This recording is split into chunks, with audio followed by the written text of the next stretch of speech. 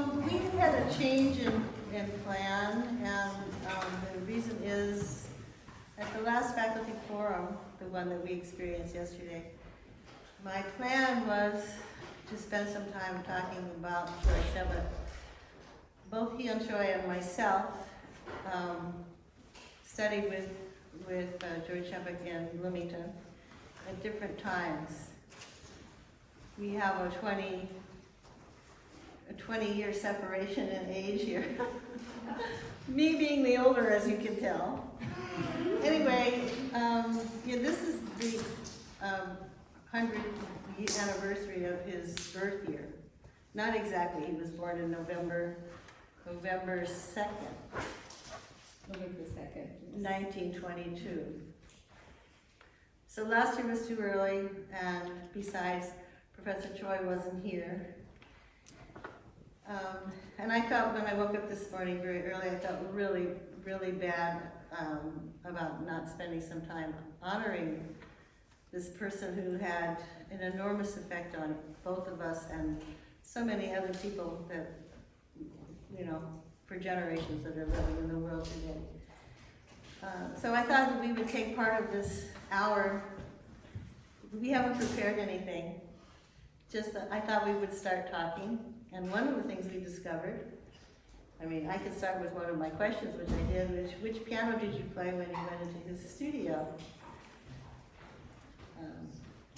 Right piano, left piano, which apparently was his piano. But then the next question was, where did you sit during studio class? Studio class was always in his studio, and I always had, for the 37 years I was at Eastman, I always had studio class in my own studio, kind of a la Sebok. I always sat under the telephone, and you sat in the row in back of the. Yeah. So why did you sit there? That was a university, but I was the closest possible to Sebok. So Sebok would always play the right piano when I was studying in the studio class. And he was playing the left piano. So when he was practicing, sometimes he would practice on the left piano, sometimes the right piano, right? So what if, 20 years. After 20 years, they might have changed that piano to the left. And then, but because the right piano was quite new, it couldn't be 20 years old. So that's well, the right piano had plastic keys of very light action. It wasn't. Oh, so then they how about that? So what, that was 1994? I arrived in 95. And Well, let's see, so I visited him, but I didn't play the piano, so we'll never know. I visited several times, but I'd have to look it up. You know, it's hard to look things up if they're not on your Google Calendar. I think you didn't after 95, because I haven't mentioned it, but I heard legacy of I did, but I did meet you there once. Did you? Yeah, I remember meeting you. I just don't remember anything else. So I don't have, you know who will know? I'll find out. I'll talk to Shigeo, because he remembers everything. Yeah, she's good. So in any event, here we are. So one of the things that I loved about studying with Mr. Choi, I mean, he was a very complicated man, the most complicated man I think I've ever met. Even more complicated than Yanis Xenakis, who was my composition teacher when I was there. He was too complicated even to talk about. But in any case, Mr. Sebok, he could play anything. He could read any score. And my idea, and God knows where it came from, was that I would never play the same thing twice for him. So every week I would play something completely different. And it always had to be memorized, like the finished performance, but not necessarily ready for Carnegie Hall, but I mean, come in and play a performance. So it was so interesting, because if you played something one way and you think you sort of got the sense of how you would approach, let's say, the Chopin style or whatever, then you could bring another piece of Chopin. And it would be completely different point of view, completely different point of view.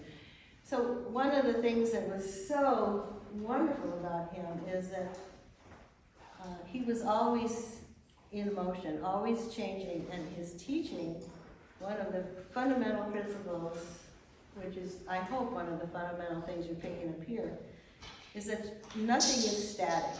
Nothing is, so if you're looking for the right solution, or is this the right way, you're not even on the right road, or you're not even on a road.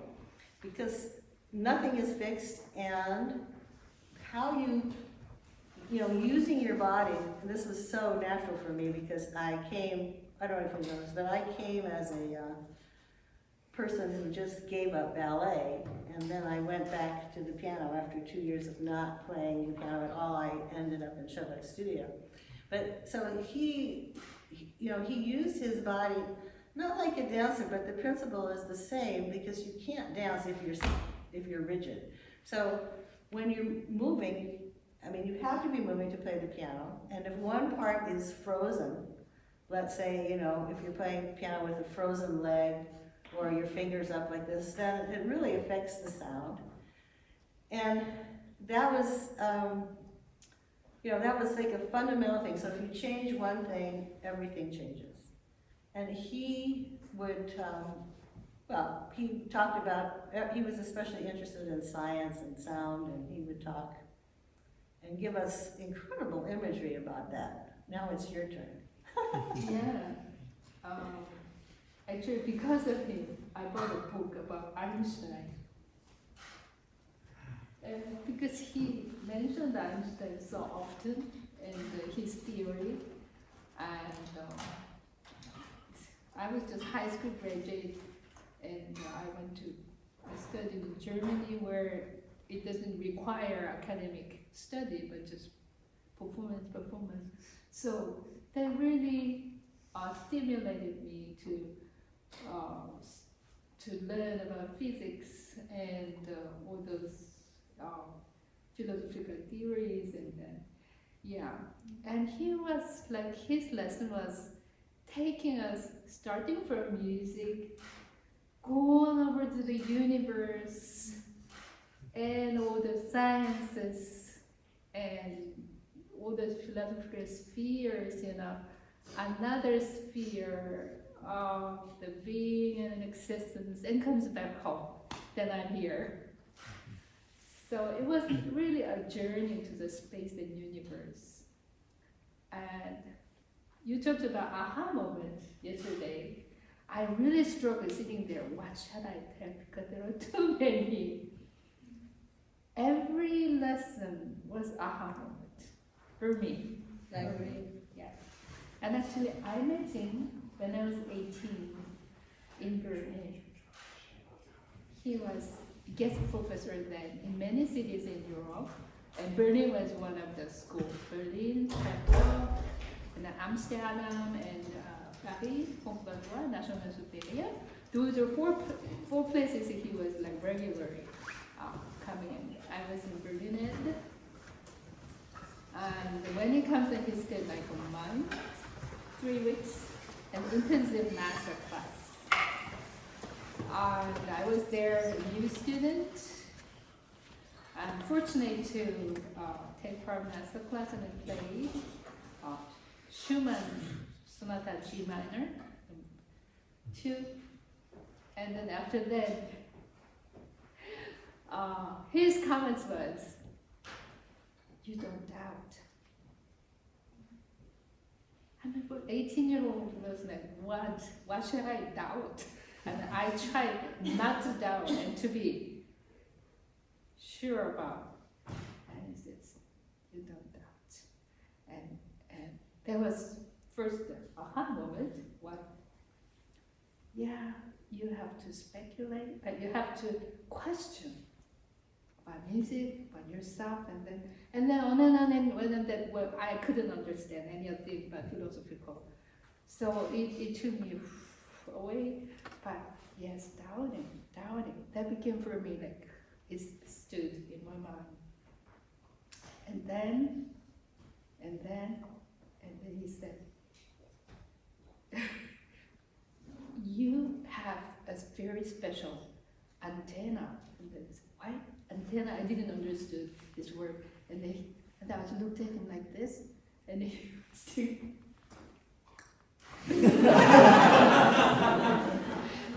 Many of you don't know, but I'm a generation of E.T. Do you know? E.T. Yeah, you know, but maybe they don't. I Do you know E.T.? is? Do you know that monster with a, yeah? And he just looked like, for me, was like E.T. And indeed, what's his name? This I don't creature. remember. Anybody remember the name of E.T.? Yeah. This. Extraterrestrial. Okay. This is one E.T., and there is another one, Star Wars, and there is this figure, very wise one. Yoda. It was just like Yoda. His ears were also there. And all what he said was just wise word, wisdom. And he was small as Yoda. Actually, he got sharper. He was not like that. He had a bad accident in Paris. Why do I say all this? Please go ahead. No, go ahead. Well, he's Hungarian. He was kind of musical hero, pianist hero, like super genius, but then the war broke, and Hungary became the regime that he couldn't stand. He was in a labor camp, though. Yes, he was in the. He was in a labor camp where he was supposed to be killed. Yeah, that was really all. And that. Well, yeah. I mean, that's I'm not. So, I mean, I don't know if we need to get into the details of his life so much, but he went through horrible times during the war and after the war, and it impacted. Well, there's not an easy way to say this. If you listen to his very early recordings, have you heard them? Oh yes, very cool. Very early. They're early in Paris. Well, yeah, and also then there's stuff in Hungary. Oh no, I don't know. Oh no, that's earlier. Well, it's a different person. It's a much more sunny personality. I have to share these with you. Choices, sound is different. Choice is different. But anyhow, to go forward, because everybody's life has complications and difficulty. One of the most, I think, moving moments when I don't even remember exactly why he was telling this to the studio class that day, but when he was freed and he left the labor camp and he went to Paris, and he described himself as more or less a lost soul, and he was not able to play the piano because of all the abuse his body and his hands had taken. He said, I could not bend my fingers. I could not, and he said, the expression on his face while he was saying this was so sad. He said, I didn't even know if I ever wanted to hear the piano again. And he said, life went on, and then he said, one day I took courage, and I decided to see if I could rip the top layer of my skin off. And he said, I started to rip first one hand and then the other. And then when my hand healed, he said I went over to the piano and started to play again. And I started my new life. And of course that's where this comes from, when you look like this. This is his, if you look on the web,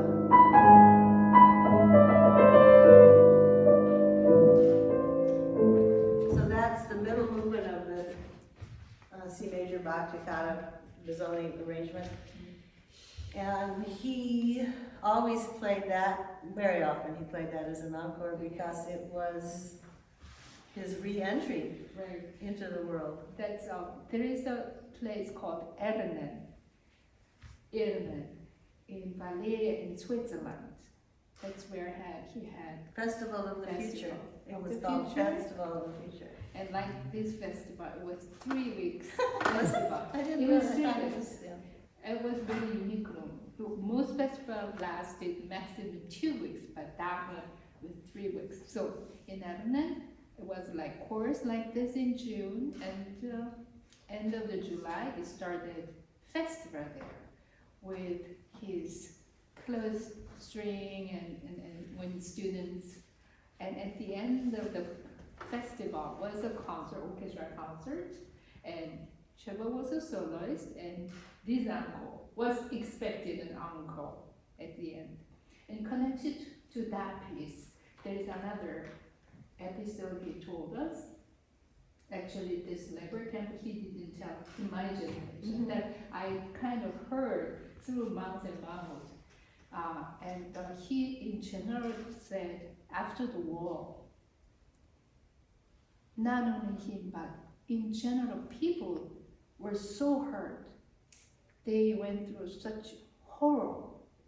And when people are so much in horror and so much shocked, the emotion is also frozen. Right. And it couldn't respond to the music. They couldn't feel anything, he said.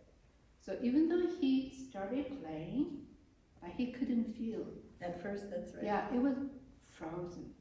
And then there was a moment in some kind of church. He was just passing by where he was sitting, and there was this ba-da-dum, di-di-di-di-dum, Right. the organ. And that moment, that just shook his body and soul, and he felt. He said, there's some kind of string, and they started to vibrate. And then from that moment on, he could feel it, and he could start playing. So that's the Bach, and the Bach was so special. And the aha moment came in Evelyn when I visited him. He played a Bach concerto with the festival orchestra. And that was for me a revelation. How he played that. About Bach. It was a life. I just couldn't, I was totally moved and I was dancing inside. And I never experienced Bach that alive, that animating, and it became a cradle for me since then. One of the things that I loved about my lessons with him, and I don't know if he did this just with me, because, well, one of the first things that happened when I got to Bloomington, so I wanted to play chamber music, and I had heard the recording. How I got there it's embarrassing to say, but in any case, I'll say it. So my boyfriend got a job in the Indianapolis Symphony. He was a double bass player, and he said, you should come with me because, Bloomington is there. Well, I wasn't in school because I had just gotten out of the San Francisco Ballet Company. And I had heard driving around the opening of the Chopin Polonaise, for cello and piano, and that beautiful opening run of Sebok, that only Sebok could play it like that. And I thought, yeah, I think that's a good idea. I want to study with this guy, Gyo rgy Sebo. And so when I went to Bloomington, I don't know where Sebok was, but I knocked on his studio door. He wasn't there. So I knocked on Starker's door. And I said some mumbo jumbo about I'm here from California, blah, blah, blah. And he let me in, and he put the Chopin cello sonata on the music stand, and he said, play this with me. And I said, what? I mean, here I was, and I hadn't played for 2 years. So I said that to him, and he said, well, let's start with the slow movement first, which was easy. So he played that, and then he put down the cello, he went out, and then he comes back with this tiny man, and they go, And then the tiny man, which I learned was Sebok, would go into the studio and he said, "What did you play for me for the piano?" So I played, what I could remember. I mean, I just played the first movement of the B flat minor sonata, which is something. So I played like that, finished, and he said, "Okay, come back next week with the first movement of the Bartok Second Concerto." I said, "What?" He said, "Yes, that's your assignment." So I have to tell you that I killed myself. I mean, to do that, I don't know if people know that it's a very, very hard piece. Oh, yeah, number 2. Even harder if you haven't been practicing at all, but maybe it would have been just as hard anyway. But it was, I don't think, well, I never practiced so much in my life. I did that until that moment, and I never practiced so much since then. So I came back, and I played it, I certainly couldn't have been, like I would play it today or anything like that, but I managed to get all the way through it, and he said, "Oh." And so he started to explain me about Bartok, and actually during the course, I played almost everything with Bartok with him. Because I think he wanted to give me that gift of sharing that. But what I was gonna say is what I loved about him is I would play whatever it was, and then he would play either something, he would play that back to me, or he would play something else. And then he would say, I remember one in particular, because I didn't look at the music to this for a long time, and I don't know if you ever played this. Oh,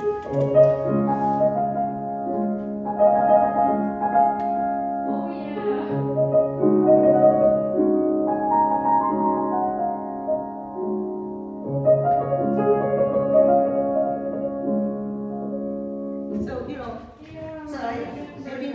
I was fortunate, gifted enough to play that. What is that? Dances Merchek, the shepherd.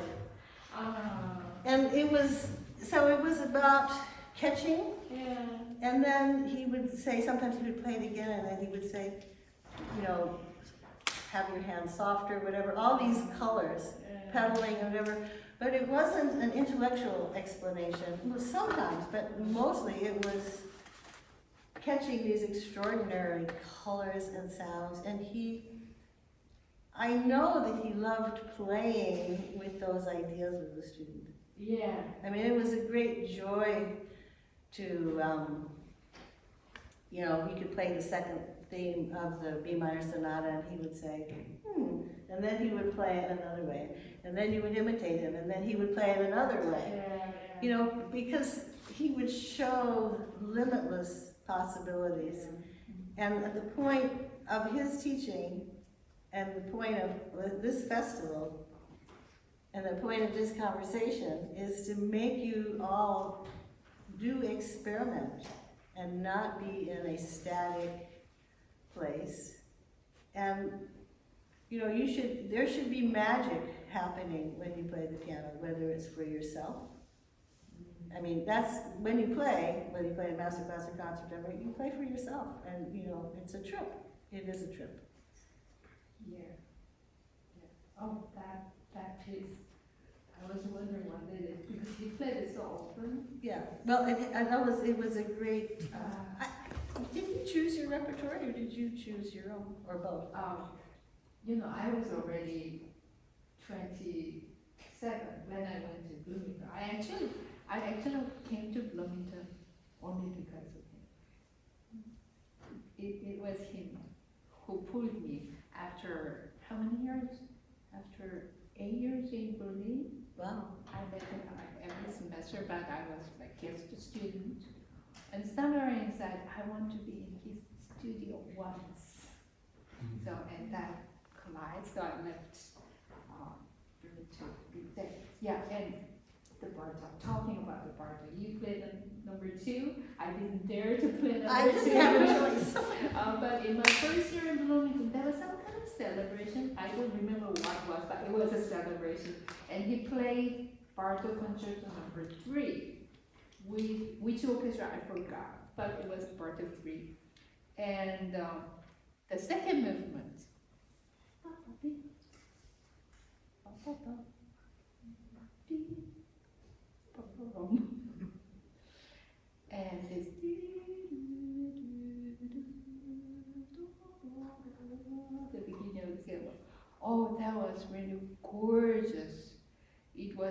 piano. It was something else. And there was a few Hungarian students among us, and they almost cried and said, "Oh, I come homesick." But he had a completely different way of playing Bartok than anybody else. It was. And It the was reason really- is it was partly the inflection of the vocal line, the language, Yeah. and it was partly that he was not a percussive pianist, and he would say that he treats the piano as a stringed instrument. Oh, but on the other hand, when he smashed the piano, Well, that's it was like really sharp edged. and he was sound. great at teaching those sounds. as Oh, well. yes, yes. When it comes to percussive, he was so Yeah, percussive. but I mean, that was not, he didn't see Bartok as Yeah. break the piano, which Yeah, yeah. became in this country. Yeah, so there are many special parts of interpretators like Gyo rgy Sebo and short-time coaches and so, but his one was different. And maybe I'm biased. For me, he is the Bartok. The dance suite, there is a recording of him Dance playing the suite, dance suite. Did you study with him? I didn't, but I I- just taught my students. Yeah, it's a playing very it. difficult piece. Oh, but yeah, It's yeah, a beautiful very, piece. very good, yeah, yeah. Yeah. So he had this, I mean, one of the things that also was remarkable about Sebok and Chamber music. Let's talk about chamber but music. he never practiced. He hardly ever practiced. Oh, yeah, that was. And amazing. that was something that Starker, HieYon Starker, and he were very close for a long period of time.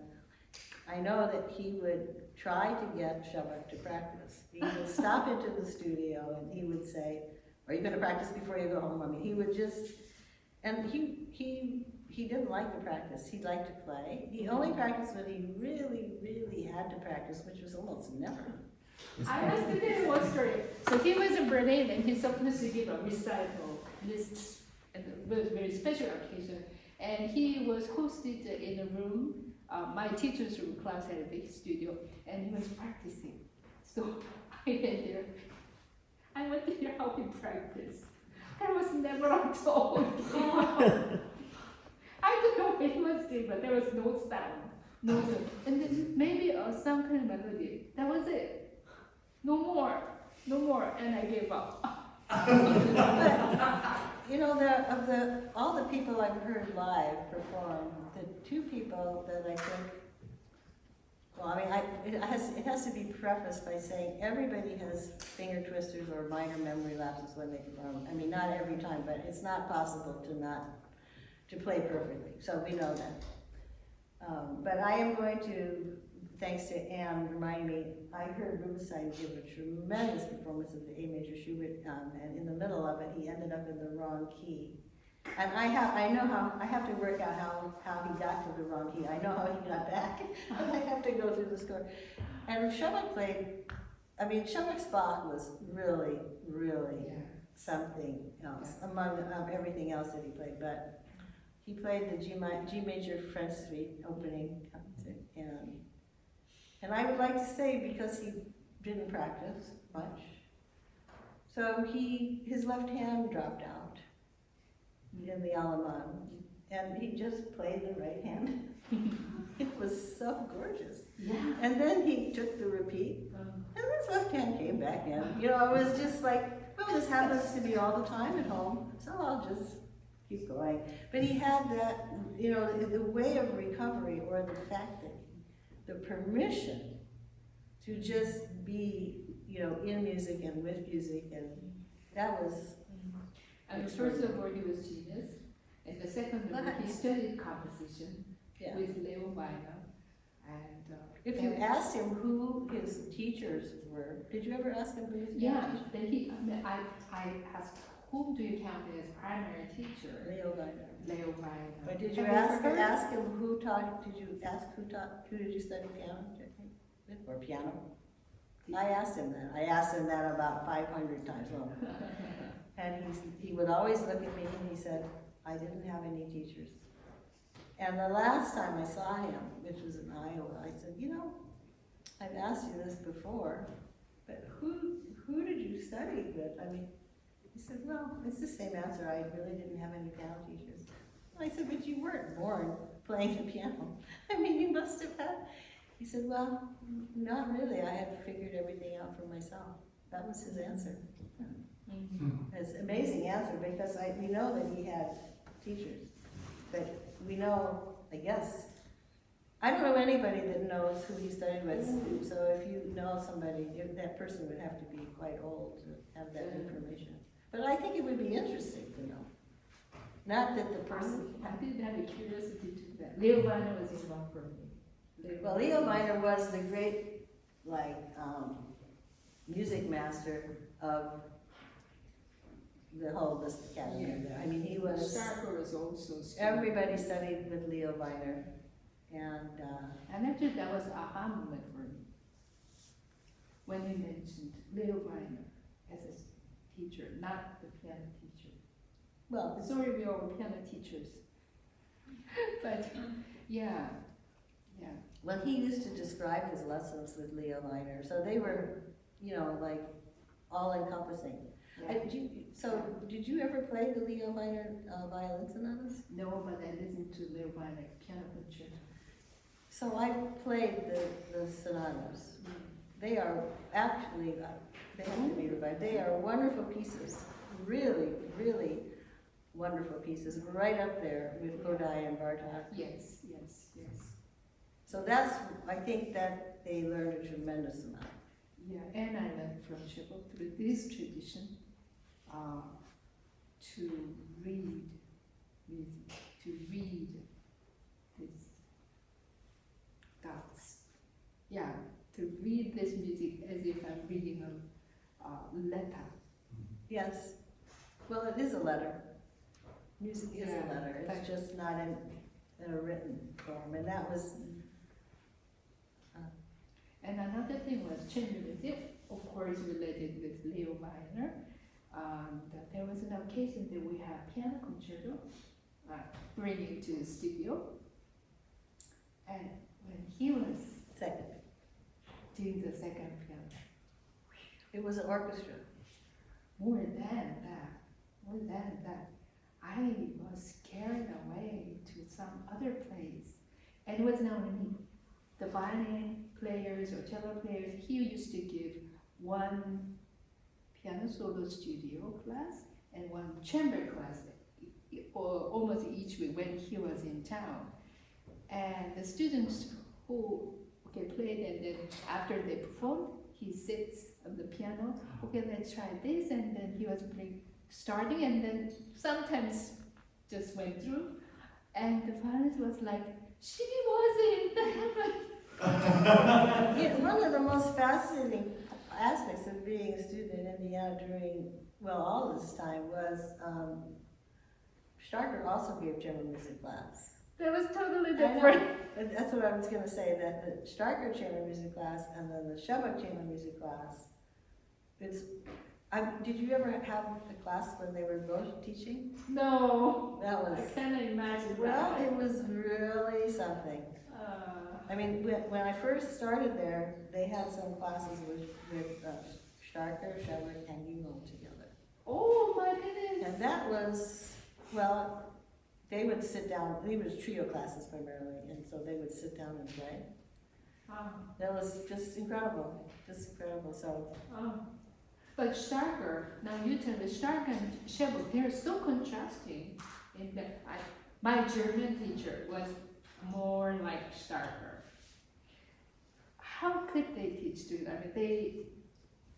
I mean, the goal is the same, but the approach is so different. That's right. Well, it was really, really interesting. Really interesting. Because Starker had the organized method of string playing, and he was very much, let's make it simple, let's make it so everybody can understand it. And the expression goes through these definite body movements, right? And this is this expression, and this is. Sebok was just the opposite. Yeah. If somebody wanted to write something down that he said, he would give them we called the Sebok look. And they would just wilt, their paper pen would just wilt away. Because as far as he was concerned, if you wrote it down, it was dead. So you had to catch it, and if you couldn't catch it, then I guess better luck next time. But it was all about extending you into the infinite and taking you into a different dimension of life. So it was, you know, his teaching was just the opposite. Yeah. But they still would rehearse. I mean, I turned pages for Sebok so many times when they were rehearsing, you know, and they were having laughing and fun and all of that. You know, back to the good old days, I think, before. Talking about this turning page, I had the privilege of turning pages for him in 1997 in Acton Festival, the entire festival, rehearsal, and I learned so much from rehearsing. The lesson with Sebok was not these two days. It was like an hour with all the rays and lights in there, and when you can catch, then you catch. If you don't, then you don't.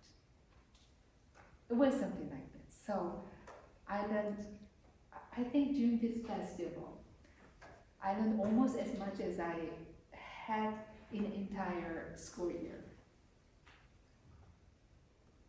Yeah, so what, we have to stop in a few moments, but what I mean, I remember his illustrations, many of them, like yesterday, you know, because it's not only the quality of the sound, it's just the beauty and the magic. Yeah, it's indescribable. Yeah. But I know that it exists. And I had the sensation, I have just memory of the sensation. I don't recall it in words, but as this feeling, and that I call legacy. Right. I didn't bring, because the schedule was so busy this year, but I usually bring some master classes that we show. So Sebok had a way of either he could look at you, he could demonstrate, he could say a word to you or to somebody else, and he just hit your heart, you know, and something, and it made an opening that nobody else could do, and that was a gift. I mean, it's a huge, huge gift. So when we say that he was a genius, I remember people saying to me, even people that are on the faculty at Bloomington that were on the faculty close to after he died. Oh, I don't know what was so remarkable about him, you know, but these are people that never actually came into contact with him. And if you see him at the mailbox, you know, or if you see him getting a cup of coffee, you might not pick up the fact that his life was on a different plane than ours. And one of the things that I was just saying to Professor Choi, and that I hope to do next year beyond, is get into this in more depth, because he, I think it's extraordinary that, you know, when you do come in contact with a genius, and it's important to share the legacy of that genius, whether they're alive or dead. And so the reason we're doing this is to commemorate the 100 years of his birth, and he wasn't a very famous person. I mean, you know, he didn't push his career. He never pushed his career, and he was very shy. In a way. In a way, yeah. I mean, you had to have a lesson, or you had to be in this forum, but otherwise he wasn't, you know, he wasn't a personality like Rubenstein or Horowitz. He wasn't a showman in any way at all, and I think that's one of the reasons he's not so talked about. Yeah, but his language, the musical language, I thought the most close to Rubenstein one. Rubenstein's one, very close. So you know who you know who was a big friend of his and a close connection was Annie Fisher. Fisher. Yeah, yesterday I saw his video with Seema on the Instagram. So Annie Fisher, when she came to Eastman, oh, was she? so she Oh, she called me out of the blue. This is Fisher Annie. Actually, oh. I named my cat Ani Fisher. And then this woman said, this is Fisher Ani, and I thought it was some joke. But she said, George Sebok told me to call you, I need a place to practice, can I use your studio? Oh. Okay, so I went to pick her up at the hotel. She was a, chain smoker. Yeah. That's the only thing I really didn't like, cause I'm a cancer survivor, and I really didn't want that in my studio. But anyhow, for Fisher Ani, she came, she smoked. She said, Sebok said I should ask you to play something, so I played. I didn't even play all of the Schumann Fantasy. And then she played the Schumann Fantasy, and she said, I used to do this all the time with Sebok. She said, she showed me things about how to play physically this and that are just way out of style, that are forgotten, because, so her sound, and that was also, it's very close connected. So she and Sebok spent a lot of time at the piano. He said that he studied with her some. And she said that she's had, taught him a lot. And I actually believe that because she taught me a ton. We spent the day together practically. And then at the end, she went on to practice her other stuff. Yeah, well, it was a really, really super, super For me, Ani Fisher was masculine form of Gyo rgy Sebo. Ani Fisher is a woman. I think they're both masculine and feminine. He was masculine and feminine. Ani She was. Fisher more masculine for me. For some reason. I don't know why. I think if she were here, I didn't feel that way in my studio. But in performance, for me, it was it. But there's same, Same. and there's one who is very much adoring these two people is Andra Schiff. So I had dinner with Andra Schiff, and we talked about this. We talked Yeah, about me this. too. We talked about, and one of the things I loved about Sebok is that, like for instance in Bach and all music, he would be showing you list fingerings, how you could use more modern technique in older repertory. And so Schiff, got a lot of that from Sebok. So there's that connection, the Hungarian. I don't know if it's I hate to use the word Hungarian in school, but Liszt was such an innovator, and he really, really turned on the lights and a very modern way of looking at piano technique. And even if you look at his transcriptions of the Beethoven symphonies, or even if you look at the Liszt sonata that have some of his own markings and pedalings and follow them, it will lead you to, I guess I could say, the promised land or heaven. I mean, they're just extraordinary tips about how beautiful how the piano is. Yeah, and new work. New world. See, really open. I hope we can continue this, let's continue this next summer with more, we can have recordings of Sebok and play and, just so his legacy is not lost, because he's. Thank you so much for doing this with me. I appreciate it, because I didn't want this. I woke up this morning, I was so sad that we had to talk about it. Oh, I feel so good that we have that. Yes, it is. I do so much. But one thing I want to tell before parting thought, I want to leave you guys with. A lot of you have asked, how do you adjust to the piano, and how are you? And I learned this from Mr. Sebok. And so a lot of the stories, add up to aha, maybe not that.